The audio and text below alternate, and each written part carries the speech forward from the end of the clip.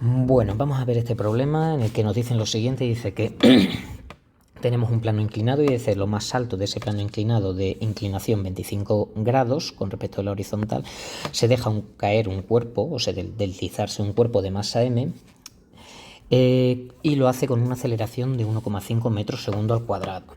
Nos dice que calculemos el coeficiente de rozamiento y la variación de altura entre T1, entre T1 segundo y T2 segundo, así como la variación de la cantidad de movimiento en ese intervalo. Bueno, lo primero que vamos a hacer va a ser hacer la representación de la situación. Estamos ante un plano inclinado y en ese plano inclinado nos dicen que alfa es igual a 25 grados. Nos dicen que la aceleración con la que desciende es 1,5 metros segundo al cuadrado y nos dicen que calculemos el coeficiente de rozamiento y la variación de altura para una masa A de 5 kilogramos y una masa B de 10 kilogramos. Lo que nos están pidiendo es el coeficiente de rozamiento que hay. Aquí lo primero, una cosa que nos chirría un poco, es que nos pregunten el coeficiente de rozamiento para dos masas. ¿Por qué? Porque el coeficiente de rozamiento no depende de la masa, depende de los materiales de los que están hechos tanto el plano sobre el que se desliza el cuerpo como el propio cuerpo. Pero bueno, vamos a deducirlo de manera analítica. Supongamos que no sabemos o que no nos hemos planteado eso. Vamos a hacer el análisis de fuerza en el que tenemos, por una parte tenemos el peso, por otra parte tenemos la normal, por otra parte tenemos la fuerza de rozamiento y el peso lo podemos descomponer en una componente PDI y una componente PDX, donde PDX, como ya sabemos, es P seno de alfa y PDI es P coseno de alfa. Eso sale de este triángulo rectángulo en el que ese ángulo corresponde con alfa. Vale, pues nada, vamos a hacer el análisis, aplicar la segunda ley de Newton al eje X, que nos quedaría P de X menos la fuerza de rozamiento igual a la masa por la aceleración, y en el eje Y, que sería N menos P de I igual a 0 en este caso. Vale, pues nada, el coeficiente de rozamiento donde lo vamos a encontrar va a ser por aquí. Entonces vamos a ir deshaciendo los distintos términos que aparecen. ¿Qué es lo que nos queda? Pues nos queda que P de X es igual a P de X menos la fuerza de rozamiento, que es mu por la normal, es igual a la masa por la aceleración. Vamos a irnos aquí abajo. P de X menos mu, la normal en este caso deducimos que es igual a P de I. Entonces ponemos aquí P de I es igual a la masa por la aceleración. ¿Qué más cosas tenemos? Vamos a despejar, de aquí vamos a despejar la mu. La mu va a ser igual a P de X menos la masa por la aceleración partido P de I. Y ahora vamos a deshacer estos términos con estas expresiones que tenemos aquí. Nos queda que P de X es P seno de alfa menos la masa por la aceleración, y esto es P coseno de alfa, y ya está. Y podríamos decir aquí pues mira, pues tenemos aquí que el coeficiente de rozamiento vale esto, hacemos las sustituciones y demás, y al final nos terminaríamos dando cuenta de una cosa. Pero si avanzamos un poquito más nos vamos a dar cuenta antes, y es que la P, vamos a ponerlo aquí, la P es la masa por la gravedad seno de alfa menos la masa por la aceleración. Y aquí tenemos nuevamente la masa por la gravedad por el coseno de alfa. ¿Qué es lo que pasa? Porque tenemos aquí una masa, tenemos aquí una masa y tenemos aquí una masa. Y estas masas se nos van quedándonos una expresión para el coeficiente de rozamiento de G seno de alfa menos aceleración partido G coseno de alfa. Y como podemos comprobar, la masa no aparece por ninguna parte, con lo cual el coeficiente de rozamiento va a ser el mismo tanto para 5 kilogramos como para 10 kilogramos. Ese sería el primer apartado relativo a el coeficiente de rozamiento. Ahora nos preguntan por la variación de altura. Vamos con la variación de altura. Y para la variación de altura, nosotros vamos a pensar bien qué es lo que nos dicen. Nos dicen que nosotros estamos lanzando el cuerpo desde aquí. Desde este punto nosotros estamos lanzando el cuerpo. Aquí yo sé que la velocidad inicial es 0 porque lo dejo de deslizar. Pero claro, a medida que va a ir bajando, voy a irlo representando aquí para que lo entendamos. Aquí la velocidad, en este punto, la velocidad inicial del cuerpo va a ser 0, pero claro, cuando pase un segundo, yo no sé la velocidad que va a llevar aquí. Y cuando pasen 2 segundos, yo no sé la velocidad que va a llevar aquí. Entonces no tengo conocimiento de las velocidades en 1 y 2 segundos en principio. Entonces, ¿cómo vamos a enfocar esto? Lo primero, vamos a coger y vamos a plantar las ecuaciones del movimiento rectilíneo uniformemente acelerado. ¿Por qué acelerado? Porque obviamente tenemos una aceleración, nos la están dando ya en el problema. Entonces, esas ecuaciones son que velocidad final menos la velocidad inicial al cuadrado es igual a 2 por la aceleración por el espacio recorrido. La otra era que v es igual a v sub 0 más la aceleración por el tiempo, y la otra era que el espacio recorrido es igual a v sub 0t más un medio de la aceleración por el tiempo al cuadrado. Vale.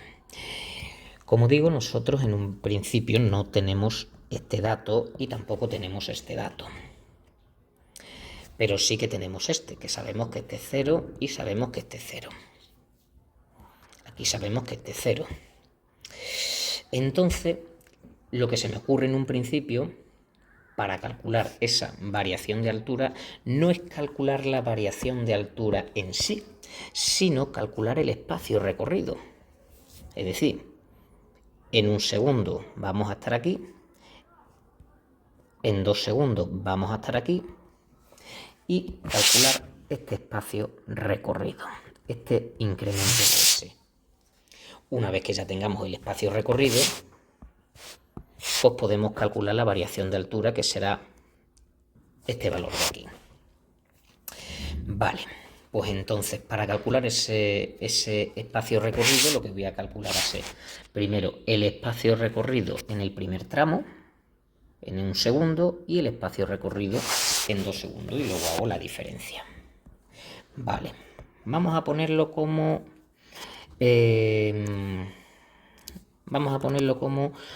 variación de S1,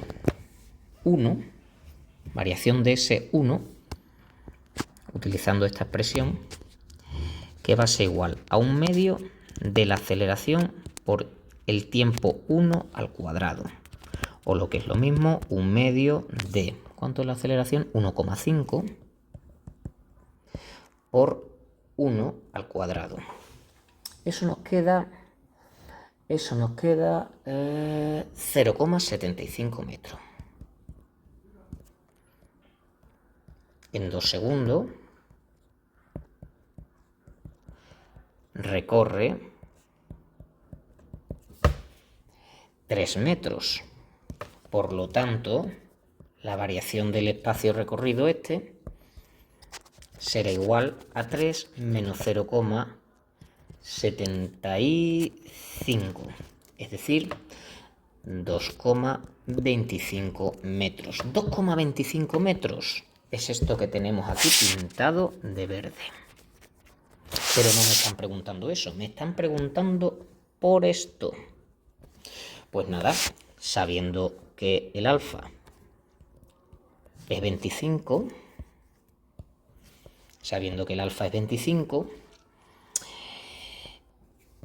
y sabiendo esta hipotenusa, podemos calcular el cateto opuesto mediante trigonometría.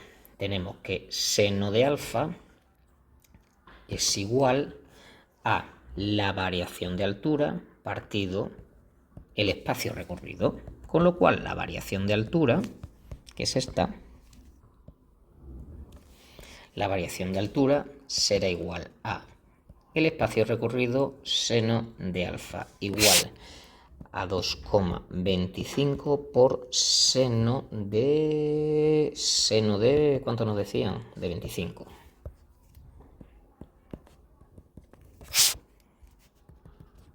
Y eso nos queda que la variación de altura es 0,95 metros. Vale.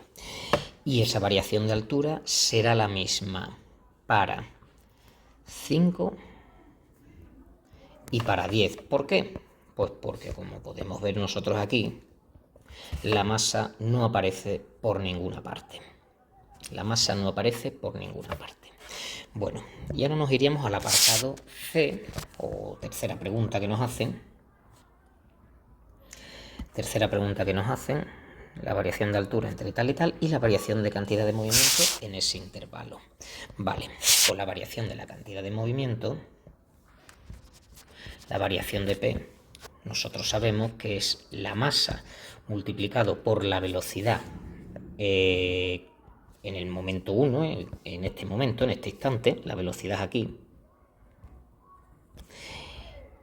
y la velocidad 2 será esta. Esta será V1 y esto será V2. Menos la masa por la velocidad en 2. O sea, bueno, perdón, esto es P2 menos P1 igual eso, la masa V2 menos la masa V1. V2 es esta y V1 es esta. Vale. ¿Y qué velocidad lleva aquí? ¿Y qué velocidad lleva aquí? Vamos a ver las ecuaciones estas que tenemos aquí, las ecuaciones. Hemos dicho que estas no las conocíamos. Pero podemos calcular fácilmente, sabiendo el intervalo de tiempo que hay, que es un intervalo de tiempo de 1 segundo, podemos calcular fácilmente utilizando esta de aquí. Vamos a llevarnos esta aquí. Que V es igual a V sub 0 más la aceleración por T1. V sub 0 es 0 porque decimos que lo dejamos caer desde arriba del todo. Entonces la velocidad inicial es 0. En consecuencia, V2 será la aceleración por T2 y V1 será la aceleración por T1. Pues masa por aceleración T2 menos T1. Nos venimos aquí y tenemos que la variación de la cantidad de movimiento, en este caso, sí que depende de la masa. Pues entonces la variación de la cantidad de movimiento para m igual a 5 kilogramos, la variación de la cantidad de movimiento será ma T2 menos T1, 5, 1,5, T2 es 2 menos 1, y eso nos queda, vamos a ver lo que nos queda, 5 por 1,5, 5 por 1, esto nos queda 7,5 kilogramos por metro segundo. Y para m igual a 10 kilogramos, la variación de la cantidad de movimiento es ma T2 T1, es lo mismo, sería 10 por 1,5, 2 menos 1, igual a 15 kilogramos metro por segundo. Es decir, que sí hay una variación de cantidad de movimiento considerable para el doble de masa. de exactamente el doble, además, del doble. ¿Vale? Y con eso ya cubriríamos el último apartado, que es la variación de la cantidad de movimiento en ese intervalo. Pues nada, aquí quedaría resuelto este problema.